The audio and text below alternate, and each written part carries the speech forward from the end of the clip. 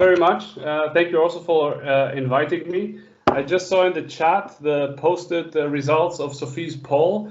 They don't seem very encouraging for polar codes, but I tend to agree that it's definitely not one of the major innovations in 5G. In general, channel coding, as Lisbeth already said, is quite mature.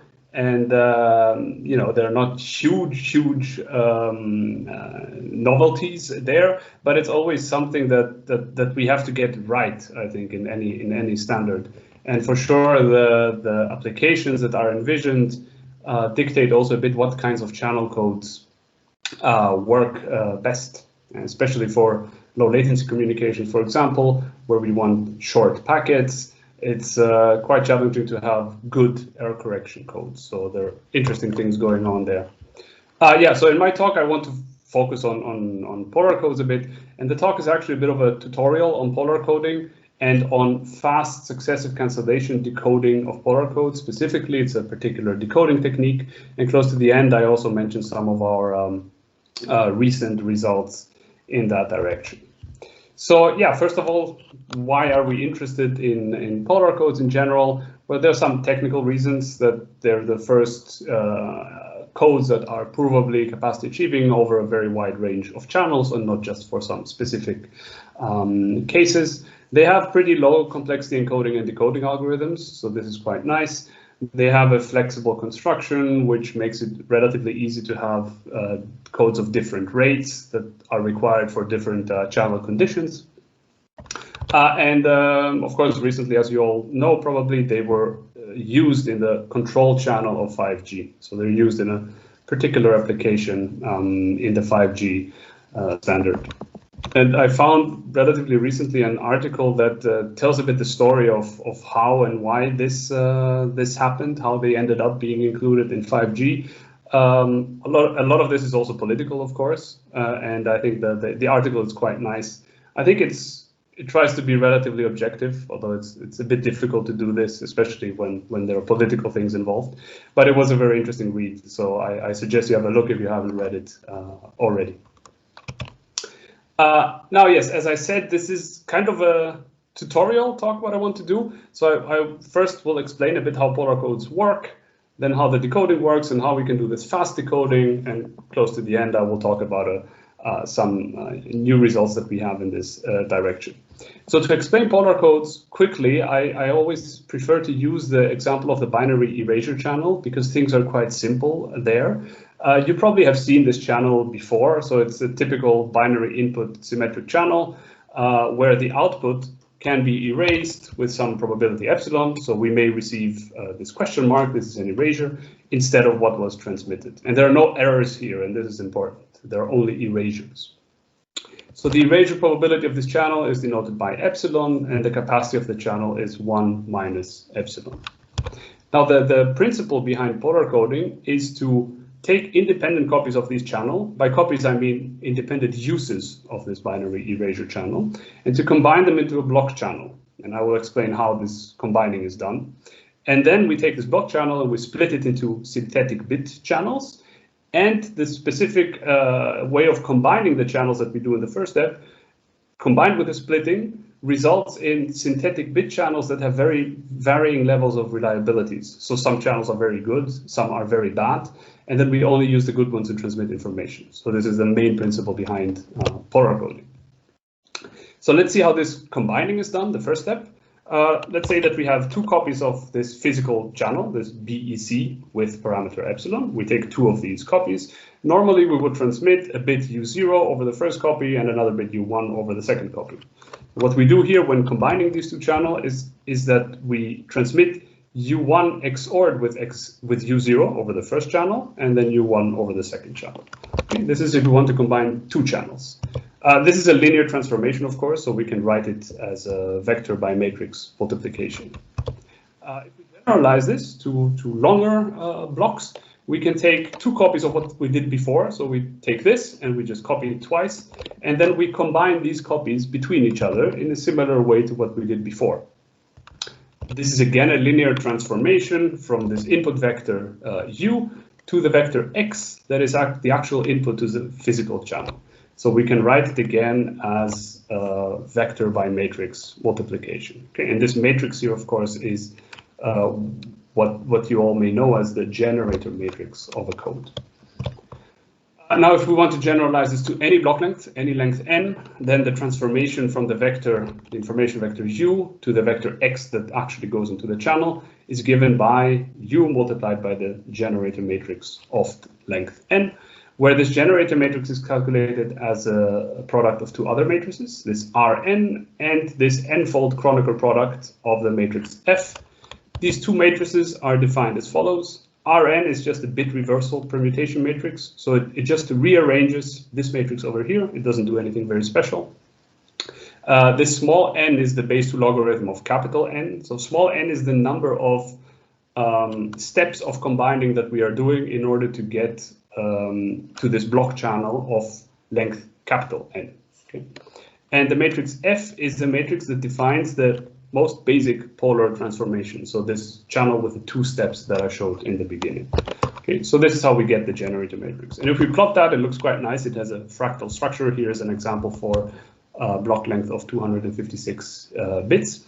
And this structure is also important because it can be exploited in order to do the encoding with complexity n log n, because normally multiplying a vector by a matrix would have complexity n squared, but because of the structure of the matrix, we can actually do this with complexity n log n. So the encoding is low complexity. The second step I mentioned before is channel splitting, where we take this block channel that we constructed in the first step, and we split it back into synthetic bit channels. And how we do this is as follows. I have an example here for a block of length 2. So this W2 means that our length is 2. And there are two channels in this case. One is called W minus and the other one is called W plus. It will become clear in a bit why these are called minus and plus. W minus has Y0 and Y1 as its outputs. So it has both outputs of this block channel as its outputs. And the input is just U0. So for this synthetic bit channel, we are trying to decode U0 after receiving Y0 and Y1. For W plus, we have Y0 and Y1 again as outputs. And here we also have U0 as an output. Okay, so it's assumed that U0 is known somehow also at the output of this synthetic channel. And then the input of the channel is U1. So we are trying to decode U1 when we look at W plus. Now, if we look at the bit erasure rate for these two channels, it can be shown relatively easily that the bit erasure rate of W minus is given by 2 epsilon minus epsilon squared, where epsilon is the erasure probability of the physical channel. And this, because epsilon is between 0 and 1, this quantity here is always greater than epsilon. Okay, so the bit erasure rate of this W minus channel is higher than the bit erasure rate of the original channel. So it's a worse channel, and that's why we call it W minus. It's a worse channel than the original one. For W plus, we can show that the erasure probability is epsilon squared, which is always smaller than epsilon. So this is a better channel than the original channel. That's why we call it W plus. Okay. Now, the interesting thing is that if we look at the average bit erasure rate over these two channels, this is actually epsilon. So it's the same as the erasure rate of the original channel. We have just distributed the erasure probability in a different way across the two synthetic channels. We made one worse, we made the other better, but on average, they're just as good as the original channel. And this is true, this generalizes to other channels as well, where we don't have the erasure rate as the metric, but we can have other things like the mutual information, for example, which is preserved across this transformation. Now, to give you an idea of what this looks like, here I plot the bit erasure probability. So lower is better. It's a better channel if it's lower. And this is just the channel index. So in this case, we have constructed 16 of these synthetic channels and sorted their reliabilities, and we just plot them on this graph here. And if you increase the block length slowly, we see that what happens is that these probabilities tend to polarize. So, and this is where the name polar codes also come from. Most of the probabilities are either 0, so we have very, very good channels here that can be used to transmit information almost without noise. These are almost noiseless. And the channels up here are very, very bad. Their erasure probability is 1. So they cannot be used to transmit information. And one can show that the channels that are in between here, these in this transition region over here, their fraction actually goes to 0 as the block length increases to infinity. So what happens here doesn't really matter for our code, at least asymptotically. The important thing is that we have some very bad channels and some very good channels over here. So yes, this is what I just said, that these channel erasure rates and the capacities in the case of the binary erasure channel, they polarize. And this is where the name polar codes comes from. Now, in general, it's not so easy to calculate the reliability of each synthetic channel. This is not a trivial problem. In the case of the binary erasure channel, it's very easy. In more general cases, there are various methods in the literature that can help us to actually calculate this quantity. But it's enough if you keep in mind that it's not trivial to get these values. Okay, so this is a relatively difficult task. Now let's go to decoding. Since we defined these channels, we want to decode them, of course. So if we have W minus, we want to somehow estimate the value of U0. For W plus, we want to estimate the value of U1. So how do we do this? For W minus, there's no problem really, because we have these Y0 and Y1 at the receiver. These are the channel outputs, so they're available at the receiver, and we can just use them in order to decode U0. I'm not saying exactly how, but the important thing is that it can be done. For W plus, there is a bit of a problem because we know Y0 and Y1, but we don't know U0. And U0 is a transmitted information bit that was over here, and we don't have that. So what do we do there? Well, what we do is that we decode these two channels successively. We first decode W minus, that we can decode given the channel output. We get an estimate, U0 hat, and then we use that to decode W plus. And the important thing here is that if we only use the good channels to transmit information, the very reliable ones, then the probability actually that this bit decision U hat is not equal to U goes to 0 as the block length goes to infinity. Okay, so as the block length goes to infinity, using U hat, like we do here in the successive decoding method, or using U is the same thing. It doesn't matter what we use for the error probability. So this decoding method makes sense, at least asymptotically. Now, to generalize this a bit, in practice, what we do is that we actually use log likelihood ratios, not the channel outputs directly, but log likelihood ratios for numerical stability reasons mainly. But also when you implement these in hardware, they require much fewer quantization bits typically. They have a smaller dynamic range. So for many reasons, we use LLRs. And then decoding is done using this kind of computation graph that you see here on the right, where on the left-hand side, we have all the channel LLRs. These are in bit reversal order. So that's why you see here L0, L4, 2, 6, 1, 5, 3, and 7. This is the bit reversal order. And this computation graph has two types of nodes. F nodes, you see here in F, and G nodes, like you see here. These two functions are defined as follows. The F function is this tan H update rule, which if you have worked with coding, you have seen it before, certainly, for example, in belief propagation decoding. This is a very well-known update rule. And the G function is this simple addition of two log likelihood ratios. The important thing is that this G function also needs U, where U is a linear combination of previously decoded bits. So if we look at this G node over here, for example, it needs U hat 0 as an input. So this means that we cannot parallelize this very much. We cannot activate everything in parallel in this graph. Then on the right-hand side, once we go through all these computations, we get decision LLRs that we can use in order to take individual bit decisions. And to give you an idea of the scheduling that we can do here, we go through this data dependency graph in a data flow style, let's say. So each node is activated when all of its inputs are available. So the first nodes that can be activated are these F nodes, because all of these LLRs are available, but we cannot activate anything else. The G nodes don't have these previous decisions, for example, or this F node here doesn't have the input from the previous F nodes yet. Then we can activate these two F nodes and then this final F node, which gives us a decision LLR that we can use in order to take a decision for U0. And the same is done until all the nodes in this graph are activated in this topological order. So whenever all their inputs are available, they're activated. And then decoding finishes because we will have decoded all of these bits over here. Now, some bits correspond to bad synthetic channels, of course. So their values are actually frozen, and by convention, they're frozen to 0. So the receiver knows that some of these are 0, definitely, and the others have to be decoded normally. Now, this graph has n log n nodes, so the complexity of decoding is big O of n log n, quite easily.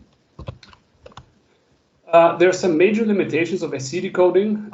So while it's very powerful asymptotically, it works very well asymptotically, and it's sufficient to prove that protocols are capacity achieving actually. When we talk about finite, moderate block lengths, it doesn't work that well. Another problem is the decoding latency, where, as I said, we cannot activate all of these nodes in parallel. So the parallelization that we can do is limited because we have this decision feedback in the computation graph. The first problem is solved by using more powerful algorithms like successive cancellation list decoding, for example, which is kind of the default, de facto default algorithm in 5G for decoding these codes. The second problem is a bit more challenging. And of course, decoding algorithms with low decoding latency and high decoding throughput are of paramount importance for both 5G and beyond applications. Especially getting a low decoding latency is challenging. High throughput is a bit easier because you can always use many decoders in parallel, but reducing the latency is really the most challenging thing. And this can be very important for certain applications. Now, to reduce the latency and also increase the throughput as an effect, the notion of simplified SC decoding is very useful. So let's look at an example here. Let's consider a Polar code where the set of information synthetic channels is 3, 5, 6, and 7. That means that U3, U5, U6, and U7 contain information, and these other 2 bits here that are grayed out a bit, these other 4, bits that are grayed out, are actually frozen. So their value is 0, and we know that beforehand. Then if we go through this computation graph again, this is the same animation that you saw before. We activate all of these F nodes, we get the decision LLR for U0. If you think about it, we don't actually need this decision LLR because U0 is known, it's 0. The value is known, so we don't actually need to decode it. So we could remove this from the graph completely. The same is true for U1, right? We activate this node to get a decision LLR, but we don't actually need that because the value of U1 is known already at the receiver, and it's 0. So we can prune this node as well. And then these 2 F nodes here become useless because their outputs are not used for anything, so they can be removed as well. And we can do the same thing exactly for the entire graph. And we can see that in this example, we can actually skip many of the computations. And if we count them in this particular example, we skipped 6 out of 24 computations. This is 25%. It's quite significant. So we can reduce the complexity quite a bit by not activating useless nodes in this data dependency graph. This observation can be formalized, and it has been formalized quite a lot in the literature. So in order to do this and to explain this, we need the notion of a decoding tree. And this decoding tree can be constructed from the decoding graph that I've showed before. So the decoding graph is here on the right, the decoding tree is here on the left. And I will explain a bit how we construct the tree on the left from the graph on the right. Now every level in the tree here corresponds to a column of this data dependency graph. And every node in the tree groups together all the nodes of the graph that we can activate in parallel, basically. So the root of the tree corresponds to the channel LLRs. Then this node here on the left side corresponds to all of these F nodes that we can activate in parallel, and then so on and so forth for the remaining nodes. So they're always grouped together in terms of what can be activated in parallel. And of course, the other nodes, so this node here would correspond to these 2 G nodes down here. So this is how we construct this decoding tree from the graph.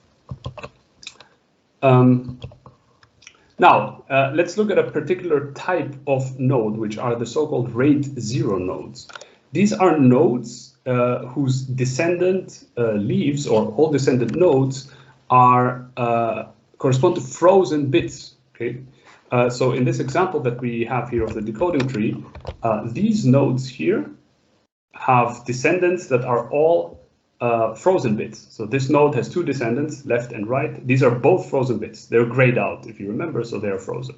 This node corresponds to a frozen bit, so the node itself is a rate 0 node, and this node also corresponds to a frozen bit, so it's a rate 0 node. So for these rate 0 nodes, we don't need to do any computations. That's exactly the example I showed before. So they can actually be removed from the tree completely. Now there are other types of nodes as well, like rate 1 nodes. These are nodes that have descendants that contain only information bits. So these, here we have to do some processing. We cannot just skip them, but they can be decoded by taking hard decisions on intermediate LLRs, which is very low complexity doing that. And the computation savings end up being similar to those we get from rate 0 nodes. So if we look at the graph that we have here, again, our rate 1 nodes are the ones in black here because they only have descendants that are information bits. Okay, so we have split the graph into rate 0 nodes and rate 1 nodes, and the gray nodes don't belong to a particular category, at least not yet. Now there's an interesting analytical result that shows that by using just rate 0 and rate 1 nodes, the complexity of SC decoding is actually reduced from n log n to n to the power of 1 minus 1 over mu, where mu is the scaling exponent of the transmission channel. So this is not just useful in practice to reduce the complexity, it has actually been used also in more theoretical results, and it gives complexity class reduction, which is also very interesting as a result. Now there are other nodes also with different structure. For example, there are so-called repetition nodes. These are nodes that have all rate 0 leaf descendants except the rightmost leaf. So if we look at the graph again here on the right, all of these 3 bits here are frozen bits, and this is an information bit. So this is in fact a repetition node. And if we write down the encoding procedure for this repetition node, we see that the 3 leftmost bits are always 0 because they're frozen. These corresponds to these 3 leaves here. And then we have u, one information bit that can be 0 or 1. If we do the encoding, we end up with an encoded vector that has u everywhere. So this is why this is called a repetition node, because it corresponds to a repetition code. And we know how to do soft decoding of repetition nodes. We can just sum all the intermediate log likelihood ratios that we have at this node here, and then take a hard decision. And this is the optimal decoding of repetition code. This we color with this green kind of color. Now the last existing type, node type that I want to talk about is the single parity check node. So here we have a node where all descendants are rate 1 nodes except the leftmost bit. So we have an example here on the right side of this graph. These 3 nodes are rate 1 nodes, they're black, and this node here is a rate 0 node, it's a white node. So this is a single parity check node. And you may imagine already from the previous example that this actually corresponds to a single parity check code, and this is why it is called a single parity check node. And indeed, if we do the same exercise as before and we just write down how encoding would look like when we have 1 frozen bit and 3 information bits and this standard polar generator matrix, this is indeed an even single parity check code. These we also know how to decode quite efficiently and quickly. What we can do is take hard decisions on the intermediate LLRs, so the LLRs we have here, and then check the parity. If it's not satisfied, then we just flip the least reliable position, and we get a pretty good estimate of the transmitted subcode word here. And here I use this yellowish color to denote these nodes. So the latest type of node that I want to talk about, and this is getting to our recent work, is a so-called sequence repetition node. This type of node is a bit more complicated. So here, all of the descendants of a sequence repetition node are either rate 0 or repetition node, except the rightmost node, which can be whatever it likes. So I think it's better if we go to an example. So if we go to our tree that we had here before, we can see that this node here is a repetition node. We explained this before why this is the case, but also this node here is a repetition node. It has one frozen bit, one information bit. So we can see this also as a repetition node here. And then we can remove all these. This is a rate 1 node, of course. So we can remove all the nodes below these because we don't need them. We will never visit them when decoding. And then we can see that indeed, if we look at this node, then all of its descendants are repetition nodes in this case. So this descendant is a repetition node, and this one is a repetition node, except the rightmost node, which is this one, which is a rate 1 node. Okay, so this node here is a sequence repetition node, and I use this red color to denote it. Now, decoding is way too complicated to explain it in the very little time that I have left, so I will not even attempt this, but you can see the details in the paper if you like. What is important is that we also took this decoding algorithm for the sequence repetition node, we implemented it in hardware, and if we compare our results to the most recent results that don't use this node, but only other nodes, we see that we get a throughput that is about 20% higher, which also translates into a lower decoding latency. So this is a quite nice result that translates also into real-world applications. The last thing I wanted to say before I finish is that there are many special nodes that have been proposed in the literature. We have, for example, apart from the rate 0 and the single parity check and the repetition and rate 1 nodes, we have other nodes like the type 1, type 3, type 5, generalized repetition node. These are all nodes that have a particular structure and that can be decoded in relatively efficient ways that have been used in the literature. The ones that are in black color are so-called native nodes, and the ones that are highlighted in red are combinations of native nodes. Okay, so all of these combine some of the black nodes together in order to create new nodes. And the interesting message here is that all of these existing nodes are special cases of the sequence repetition node that we proposed. So all of them can be expressed as a sequence repetition node with particular parameters. I'm not going into the details here because it doesn't matter that much, but this shows that this sequence repetition node is a very general node in the decoding tree, and it actually covers almost all of the previously existing nodes. And on top of that, it can be decoded quite efficiently. So I think it's a quite nice result that will help build faster and lower latency decoders for polar codes. So if we combine all of that together, we start with this full decoding tree. If we use repetition and single parity check nodes, we end up with this tree that only has the root and basically 2 leaves left.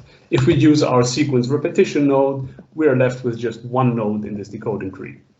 This is, of course, for a polar code of length 8 that I used in the example, but you can imagine that for longer polar codes, the decoding tree is also simplified quite a lot when using these sequence repetition nodes. So that's everything. If you're interested in seeing more about polar codes, there is actually best readings from the IEEE Communication Society available online. It has the topics that you can see here. And it also includes some overview and tutorial papers on the particular polar codes that are used in 5G. So for those of you who are interested about how all of this was integrated in 5G, there are some very good tutorial papers there that you can have a look at. So that's everything. Thank you very much. And I'll be happy to answer questions either now or also asynchronously in the chat, because I will stay for the rest of the event and I will be online. Thank you. Thank you, and thank you for taking us from the basic introduction to all the advanced implementations and the creative solutions that make it fast and also that can decrease latency. It's nice to see that there's a lot of creative solutions around for a decoder. There is one question at this moment in the chat. I don't know whether you could see it. The question comes from Stan Baggen, of course, a known guest in the WIC community and part of our community. The question is whether you could compare a length 8 polar code and the 944 Hamming code or the 844 Hamming code, I think. Compare in what sense? In terms of error correcting probability?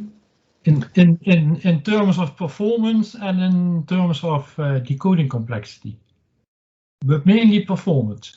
In terms of performance, yeah, I don't have the numbers, but probably for such short lengths, I would not use a Polar code. I imagine that using a Hamming code works quite well, and decoding is also well understood of this Hamming code, right? So you can get, yeah, I think very good decoders.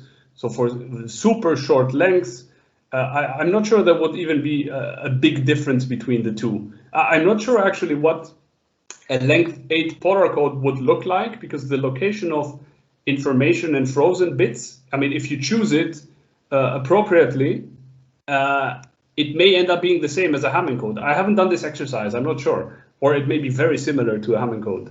It may turn out like this, but the positions of information and frozen bits depend on the channel. So if you optimize your Polar code for different channels, you may get different codes. Even if they have the same, let's say the same capacity, you may still get a different code because the code is channel dependent. But I don't think I can answer your question in a better way than what I already said, because I haven't done this exercise, but I think it's quite interesting to do, actually. Thank you anyhow. Okay. You're welcome.